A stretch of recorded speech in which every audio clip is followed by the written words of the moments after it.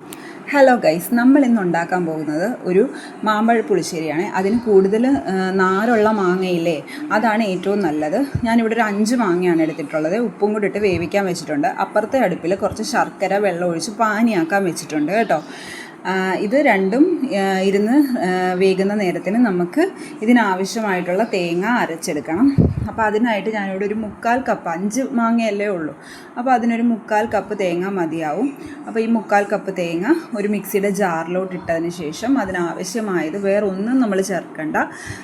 1/2 spoon മുളക് പൊടി, 1/4 spoon മഞ്ഞൾപ്പൊടി, ഒരു നുള്ളു ജീരകം, ഇത്രയും മാത്രം മതി കേട്ടോ. പച്ചമുളക് ഇടുന്നതിനെക്കാട്ടിലും കുറച്ചും കൂടി ടേസ്റ്റ് മുളക് പൊടി ഇടുന്നതാണ്.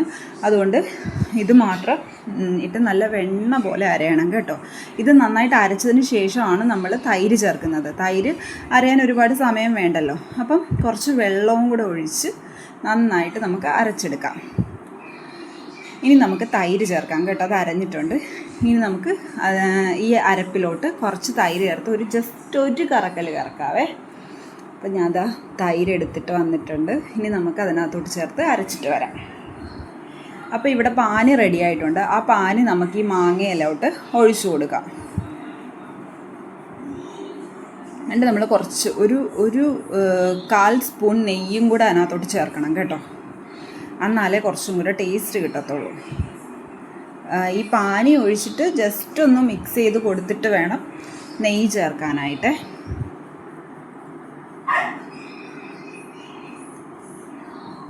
നെയ്യ് ചേർത്തിട്ട് കുറച്ച് നേരം ഇത് തിളയ്ക്കാനായിട്ട് വെക്കണം. അതിങ്ങനെ തിളച്ചിട്ട് ഈ ശർക്കര പാനിയും മാങ്ങയും എല്ലാം കൂടി ഇങ്ങനെ വഴന്ന് വരുന്നൊരു പരുവമാവും. അത് നമുക്ക് മനസ്സിലാവും.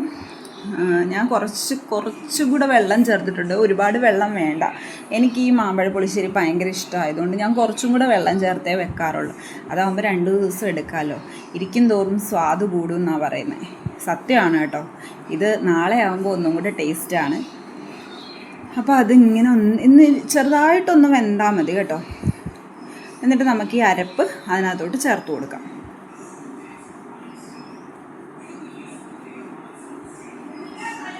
അരപ്പ് ചേർത്തിട്ട് ആ അരപ്പ് ഇരുന്ന പാത്രത്തിൽ കുറച്ചും കൂടി ഇരിപ്പുണ്ട്. അപ്പോൾ അത് ഞാൻ ഒരിച്ചിട്ട് വെള്ളം, ഒരുപാടൊന്നും വേണ്ട, ഒരു 1/4 ഗ്ലാസ് പോലും ഇല്ല കേട്ടോ, കുറച്ച് വെള്ളവും ഒഴിച്ച് മിക്സ് ചെയ്ത് അതിനകത്തോട്ട് ചേർത്തിട്ടുണ്ട് കേട്ടോ. ഞാൻ പറഞ്ഞില്ലേ, എനിക്ക് കുറച്ച് ചാറും കൂടെ വേണ്ടതുകൊണ്ട്, ഇതിന് ഒരുപാട് ചാറ് വേണ്ട, അതാണ് കുറച്ചും കൂടെ ടേസ്റ്റ്. പക്ഷേ എനിക്കിത് ഇഷ്ടമായതുകൊണ്ട് കുറച്ചും കൂടെ വെള്ളം ഞാൻ അതിനകത്ത് ചേർത്തിട്ടുണ്ട്. ഇനി നമുക്കിത് കടുക് വറക്കാനായിട്ടൊരു ചെറിയ ചീനച്ചട്ടി അപ്പുറത്തെ അടുപ്പിൽ വെച്ചിട്ടുണ്ട്. അതിനകത്തോട്ട് നെയ്യിലാണ് നമ്മൾ കടുക് വറക്കുന്നത്. ഞാൻ വിഷുവിൻ്റെ ഒരു വ്ളോഗിൽ ഞാൻ കാണിച്ചിട്ടുണ്ടായിരുന്നു നെയ്യിലാണ് കടുക് വറക്കുന്നതെന്നുള്ളത്. നെയ്യിൽ പുളിശ്ശേരി കടുക് വറുത്താലേ അതിൻ്റെ ടേസ്റ്റ് കിട്ടത്തുള്ളൂ കേട്ടോ. അതുകൊണ്ട് നമുക്ക് ആദ്യമേ നെയ്യ് ഒഴിക്കാം. നെയ്യൊന്ന് ചെറുതായിട്ട് ചൂടായിട്ട് വരുമ്പം നമുക്ക് അതിനകത്തോട്ട് വറ്റൽമുളക്, കറിവേപ്പില, കടുക്, ഉലുവ, ഇത്രയും സാധനങ്ങൾ. നമ്മൾ എന്ത് കടുക് വറുത്തെന്ന് പറഞ്ഞാലും വറ്റൽമുളകും കറിവേപ്പിലയും മസ്റ്റാണ്. എന്നാലേ ഒരു കംപ്ലീറ്റ് ആവത്തുള്ളൂ.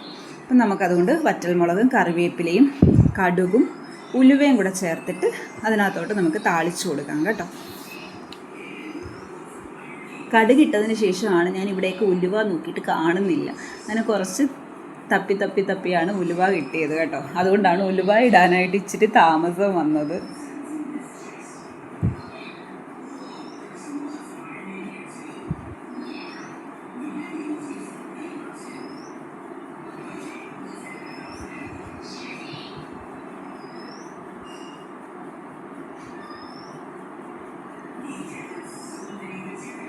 എൻ്റെ ചാനലൊന്ന് സബ്സ്ക്രൈബ് ചെയ്തേക്കണേ. ആദ്യമായിട്ട് കാണുന്നവരാണെങ്കിൽ ഒന്ന് സബ്സ്ക്രൈബ് ചെയ്തേക്കണം, ലൈക്കും കൂടെ ചെയ്തേക്കണം കേട്ടോ.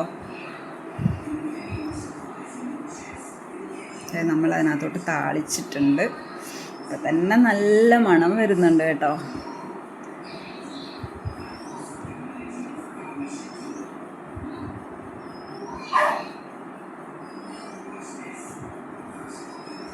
താളിച്ചതിന് ശേഷം അധികം നേരം നമ്മൾ ഗ്യാസ് കത്തിച്ച് അടുപ്പിൽ വെക്കേണ്ട കാര്യമില്ല.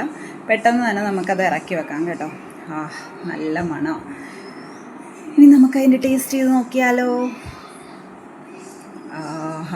അടിപൊളി ടേസ്റ്റ് കേട്ടോ. വെറുതെ പറയുകയല്ല, സൂപ്പർ ടേസ്റ്റ്. അപ്പോൾ ഇന്നത്തെ വീഡിയോ ഇത്രയേ ഉള്ളൂ. ടാറ്റാ.